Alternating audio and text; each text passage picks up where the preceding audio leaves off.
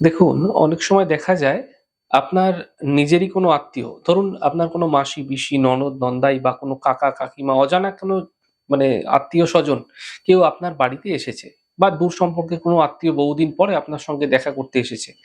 দেখা যাচ্ছে যেই আত্মীয় আপনার বাড়িতে এসছে তারা চলে যাওয়ার পরে আপনার ঘরে বা আপনার স্বামী-স্ত্রীর মধ্যে একটা ঝগড়া শুরু হয়ে যায় বা নানা অশান্তি লেগে যায়।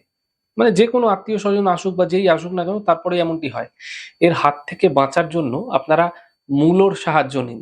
শুনে হয়তো আপনি অবাক হচ্ছেন। মূলো আপনারা কি করবেন, যেকোনো মন্দিরে আপনারা ব্রাহ্মণকে দান করুন এই মূলো। আজকাল দেখুন বছরের অধিকাংশ সময় পাওয়া যায়, আর এখন তো পাওয়াই যাবে। যদি আপনি এ ধরনের কোনো অশান্তির লক্ষ্য করছেন আপনার গৃহে, তাহলে মূলো কাউকে খেতে দিতে পারেন, কোনো গরিব মানুষকে দিতে পারেন, কোনো ব্রাহ্মণকে দিতে পারেন, কোনো মন্দিরে দিতে পারেন। সপ্তাহে যে মঙ্গলবারটি পড়বে প্রতি সপ্তাহে, সেই মঙ্গলবার দিন করে এই প্রক্রিয়া আপনারা করতে থাকুন। বেশ কয়েকটি মঙ্গলবার করুন।